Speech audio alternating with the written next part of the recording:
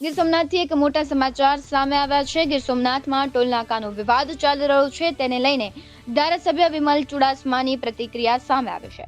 ગીર સોમનાથના વેરાવળ, ડારી, સુંદરપુરા અને વેડવા ગામના ટોલનાકાનો જે વિવાદ વકર્યો છે, તેમાં 60 કિલોમીટરમાં 3 ટોલનાકા ખડકી દેવાતા વિવાદ થયો છે।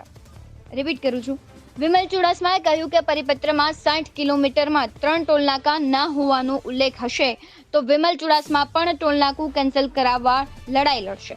પૂર્વ ધારાસભ્ય પુંજાભાઈ વંશ બાદ હવે વિમલ ચુડાસમા પણ ટોલનાકે મુદ્દે મેદાને આવ્યા છે। ત્યારે સોમનાથ ભાવનગર હાઈવે પર સુંદરપુરા ગામ નજીક અને વેડવા ગામે 2 ટોલનાકા ટૂંક સમયમાં શરૂ થનાર છે। ત્યારે ટોલનાકા શરૂ થતા પહેલા જ આ વિવાદ વકર્યો છે। ત્યારે આવો સાંભળીએ કે ધારાસભ્ય વિમલ ચુડાસમા શું કહી રહ્યા છે।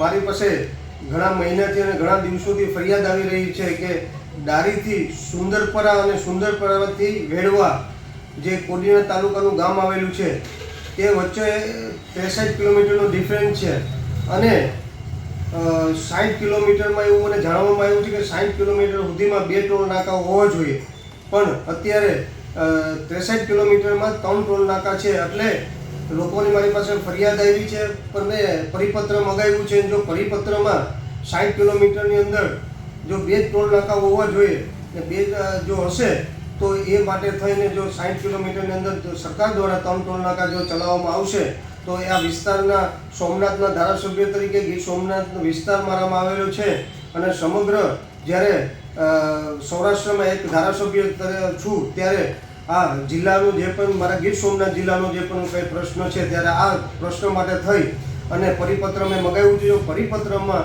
60 કિલોમીટરમાં 3 ટોલ નાકા ન હોવા જોઈએ એવું પરિપત્ર હશે તો એના માટે થઈ ને ધારાસભ્ય તરીકે લોકો માટે થઈને લડાઈ લડી અને એ ટોલ નાકા કેન્સલ કરવાનું 100% લડાઈ કરીને ટોલ નાકું કેન્સલ કરવામાં આવશે।